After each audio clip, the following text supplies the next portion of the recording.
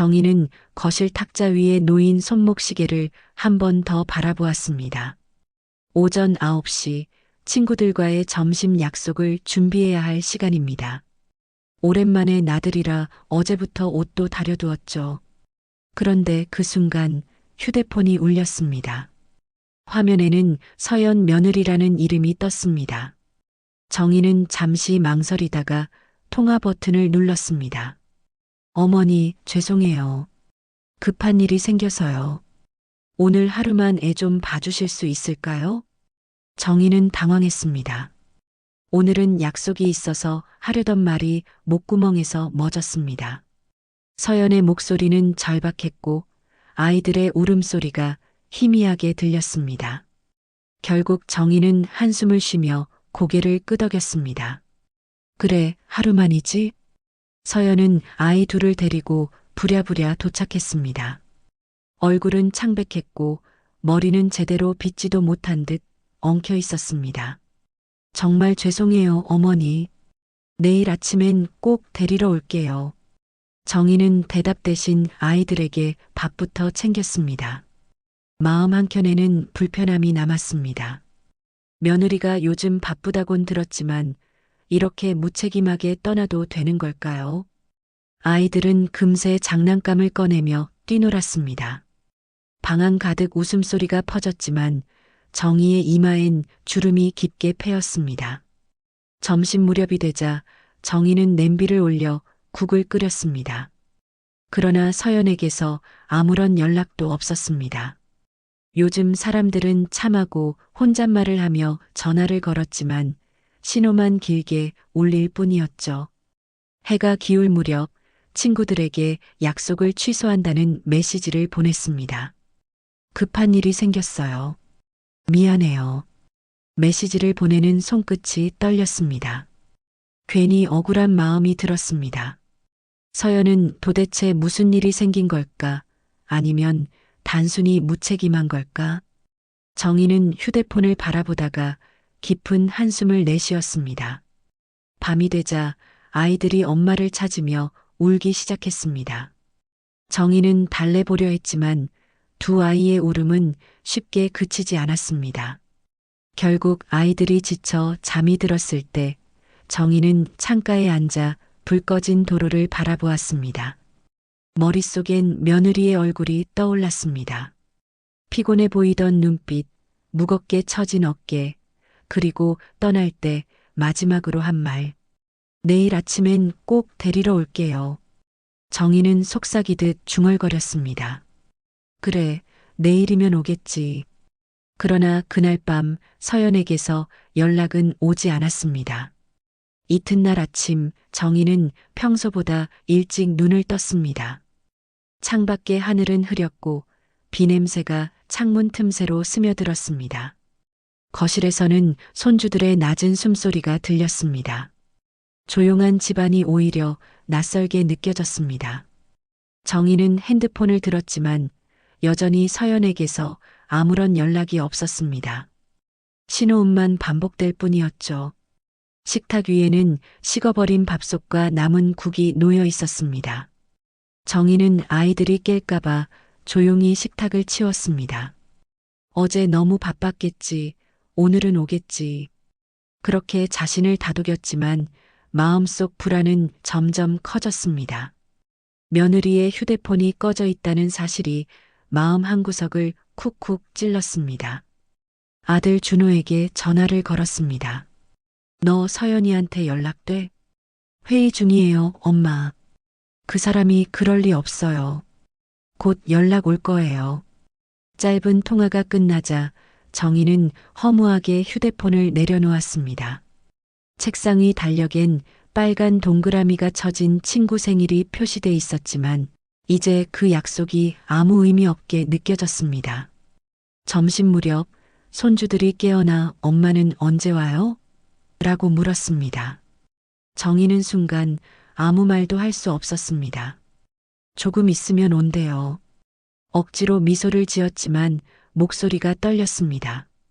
손주들은 그 말을 믿고 장난감을 꺼내 놀았지만 정희는 그들의 웃음 속에서 묘한 공허함을 느꼈습니다. 결국 정희는 경찰서 민원실을 찾아갔습니다. 창구 직원은 친절했지만 단호하게 말했습니다. 성인 실종 신고는 48시간이 지나야 가능하십니다. 정희는 머쓱하게 고개를 끄덕이며 나왔습니다.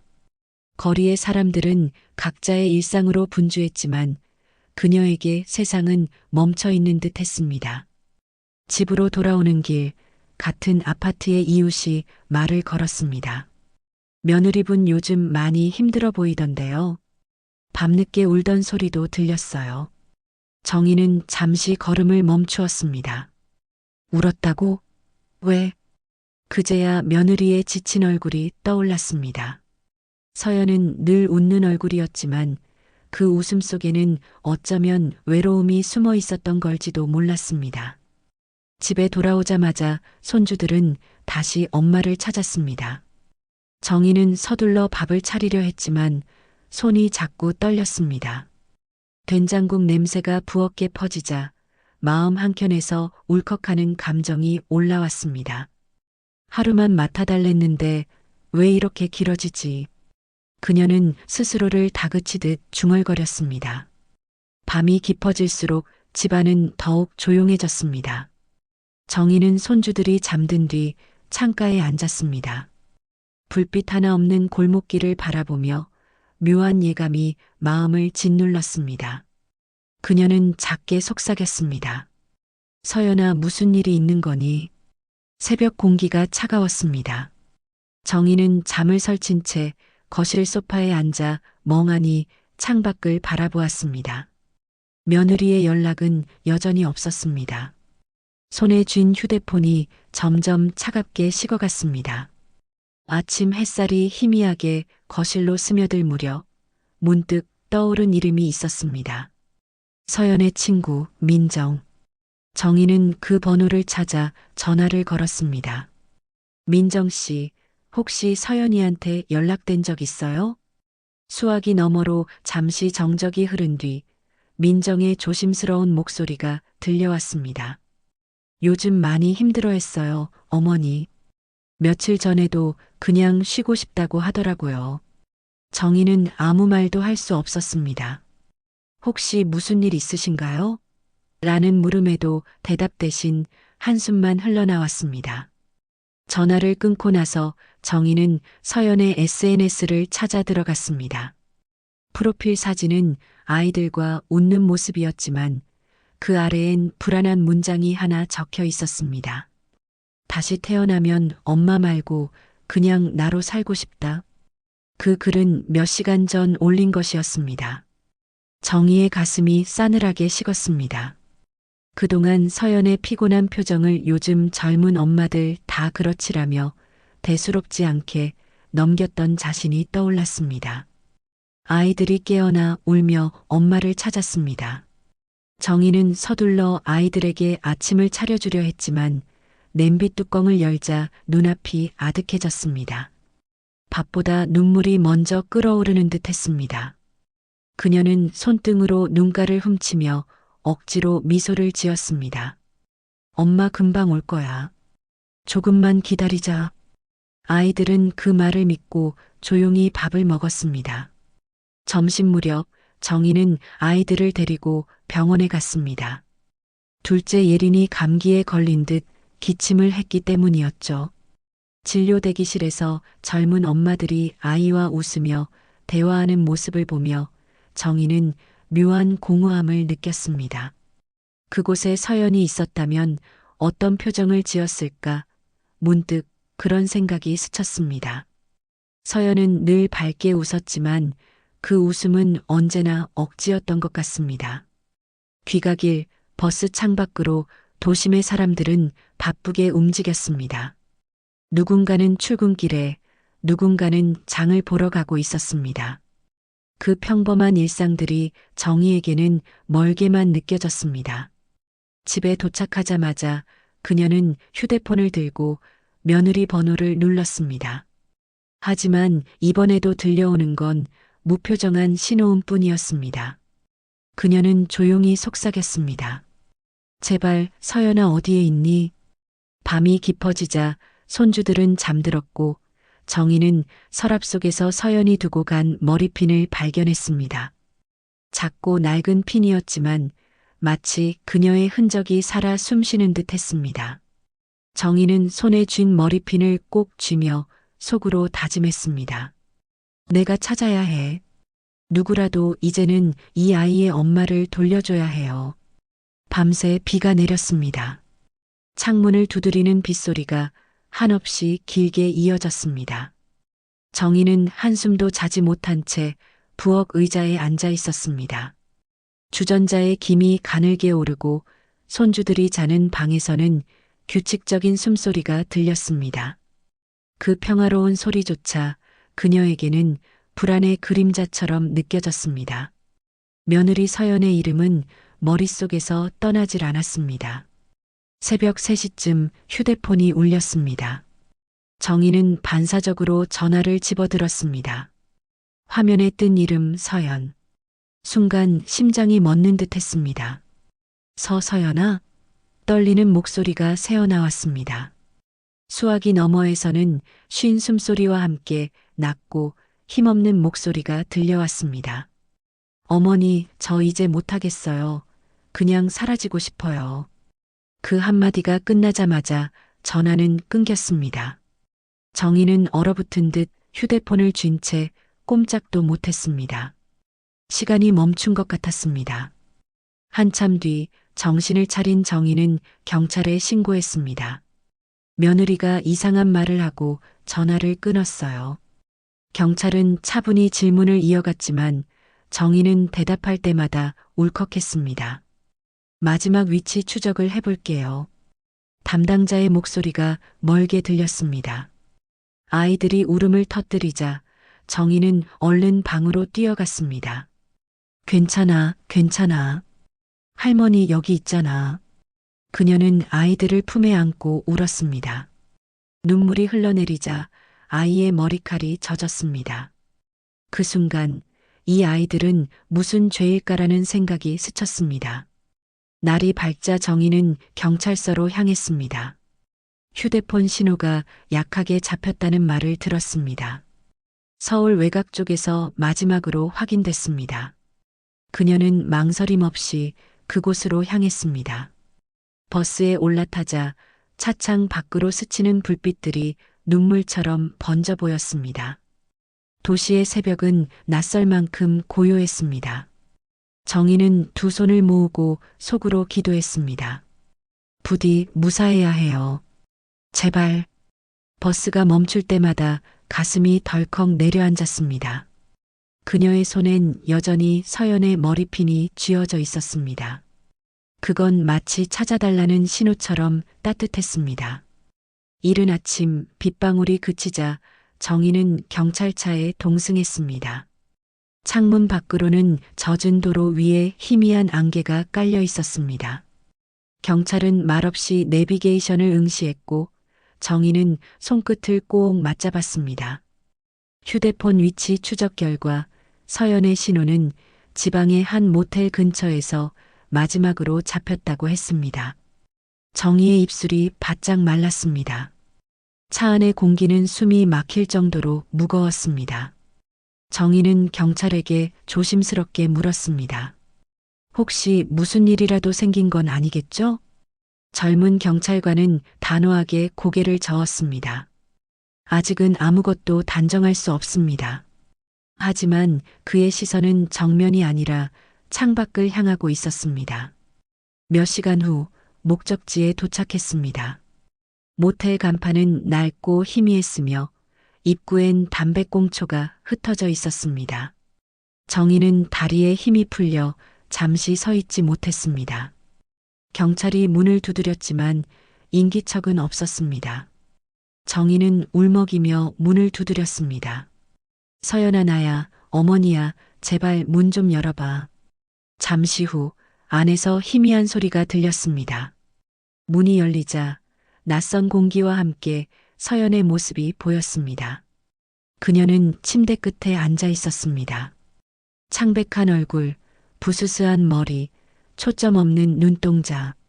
정희는 그 자리에서 울음을 터뜨렸습니다.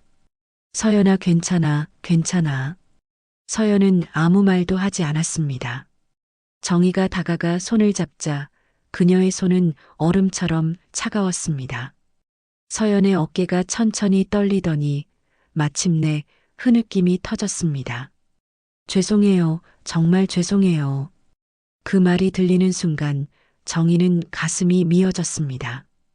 경찰은 구급차를 부르고 정희는 며느리 곁을 떠나지 않았습니다. 차가운 공기 속에서도 그녀는 서연의 손을 꼭 잡고 있었습니다. 괜찮아요. 이제 됐어요. 다 괜찮아요. 서연의 눈가에 눈물이 고였습니다. 그 눈물은 미안함이 아니라 살아있다는 안도감 같았습니다. 모텔을 나서는 순간 정희는 하늘을 올려다봤습니다. 회색 구름 사이로 아침 햇살이 비치고 있었습니다. 그 빛이 두 사람의 어깨 위로 조용히 내려앉았습니다. 정희는 속으로 중얼거렸습니다. 이제 됐어요, 서연아. 이제는 내가 널 지킬게요. 병실의 창문으로 부드러운 햇살이 스며들었습니다. 정희는 하얀 침대 옆 의자에 앉아 멍하니 며느리 서연을 바라보고 있었습니다. 서연은 수액을 맞은 채 깊이 잠들어 있었고 얼굴은 창백했지만 숨결은 고르게 이어지고 있었습니다. 정희는 그 모습을 보며 천천히 안도의 한숨을 내쉬었습니다. 살아있어서 다행이에요. 속삭이듯 한마디가 흘러나왔습니다. 문이 열리고 아들 준호가 허겁지겁 들어왔습니다. 그의 얼굴은 피곤과 후회로 얼룩져 있었습니다. 준호는 아무 말 없이 아내의 손을 꼭 잡았습니다.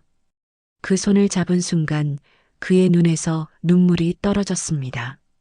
정희는 그 모습을 조용히 바라보며 마음이 아려왔습니다.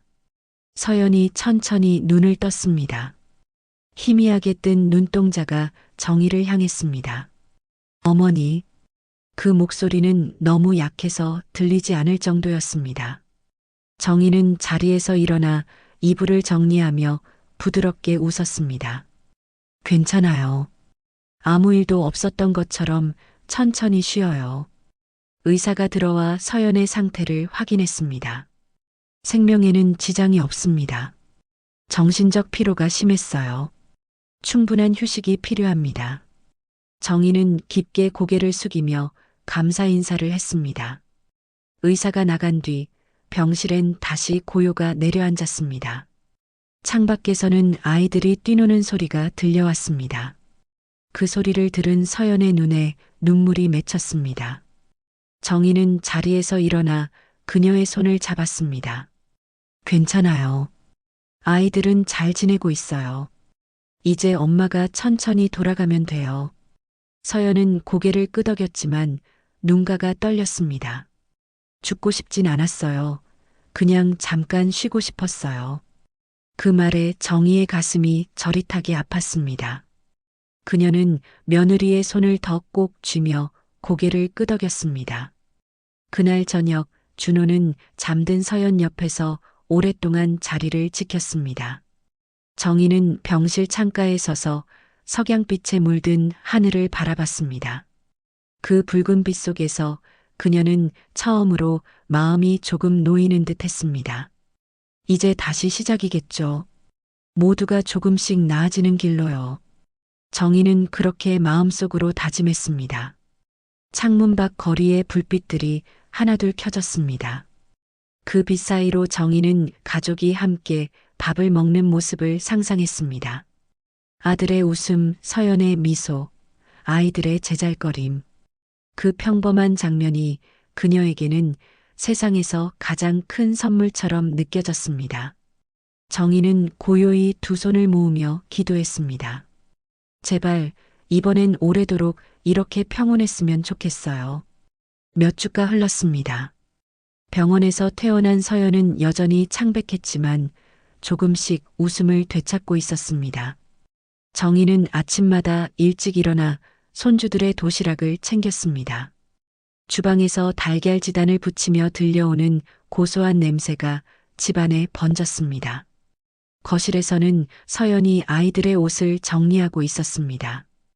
그녀의 손끝은 여전히 조심스러웠지만 그 속에는 예전보다 부드러움이 느껴졌습니다. 어머니, 제가 할게요. 서연이 다가와 도시락통을 받으며 미소를 지었습니다. 정희는 손을 털며 고개를 저었습니다. 괜찮아요. 손주는 할미가 돌보는 게 마음이 놓이죠. 그 말에 서연은 잠시 멈칫했지만 이내 고개를 끄덕였습니다. 그녀의 눈가에는 고마움이 어렸다. 아이들은 학교 갈 준비를 하며 떠들썩했습니다. 엄마, 오늘은 친구랑 놀아도 돼? 할머니, 저 그림 그려줄 거예요. 집안의 웃음소리가 가득 퍼졌습니다. 정희는 그 모습을 보며 가슴이 따뜻해졌습니다. 이제야 진짜 가족 같은 기운이 느껴졌습니다. 점심 무렵 준호가 퇴근하듯 일찍 집에 들어왔습니다. 오늘 회의 없어서 일찍 왔어요. 다 같이 저녁 먹어요. 정희는 아들의 밝은 얼굴을 보며 안도했습니다. 예전엔 늘 바쁘다고 핑계대던 그가 요즘은 퇴근 후 가족과 시간을 보내려 애쓰고 있었습니다. 식탁 위에는 따뜻한 찌개와 반찬들이 올랐습니다. 세 사람은 조심스럽게 웃으며 대화를 이어갔습니다. 요즘은 괜찮아요? 준호의 물음에 서연은 고개를 끄덕였습니다. 네, 아직 완전히는 아니지만 덕분에 많이 좋아졌어요. 그녀의 목소리에는 약간의 힘이 실려 있었습니다. 정희는 그 말을 듣고 조용히 미소를 지었습니다. 그 미소에는 안도와 사랑, 그리고 깊은 후회가 함께 깃들어 있었습니다. 저녁을 마치고 가족은 근처 공원으로 산책을 나갔습니다. 도심의 불빛이 반짝이는 벤치 위에서 손주들이 뛰어놀았습니다.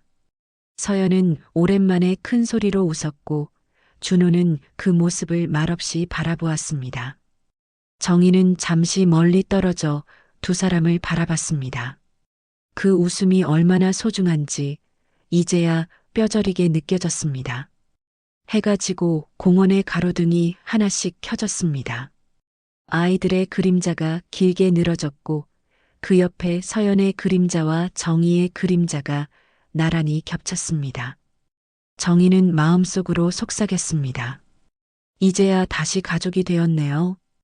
도심의 밤바람이 살짝 불어와 그녀의 눈가를 스쳤습니다. 그 바람 속엔 고요한 평화가 담겨 있었습니다. 며칠 후 정희는 동네 여성센터에서 전화를 받았습니다. 정희 어머니, 혹시 인터뷰 가능하실까요? 가족 회복 이야기를 나누는 프로그램이에요. 잠시 망설였지만 정희는 천천히 대답했습니다. 제가 그런 걸 할 수 있을지 모르겠네요. 그래도 도움이 된다면요. 그녀는 그날 오후 단정한 옷차림으로 센터를 찾았습니다. 조용한 스튜디오 안에는 카메라와 조명들이 자리하고 있었습니다. 인터뷰를 준비하던 스태프가 다가와 물었습니다. 어머니, 편하게 말씀해 주세요. 그냥 일상 이야기하듯이요. 정희는 고개를 끄덕였지만 마음속이 조금 떨렸습니다. 빛이 켜지고 카메라가 돌아가기 시작하자 정희는 천천히 입을 열었습니다. 며느리지만 제 딸처럼 아팠어요. 그녀의 목소리는 낮았지만 또렷했습니다. 살다 보면 누구나 도망치고 싶을 때가 있잖아요. 그게 죄인 줄만 알았는데 이제는 아니에요. 정희는 눈을 감았다가 다시 떴습니다. 그때 그 아이가 얼마나 외로웠는지 그걸 너무 늦게 알았어요. 그녀의 눈가에 눈물이 고였습니다. 스태프들은 숨을 죽였고 카메라의 붉은 불빛이 조용히 깜빡였습니다.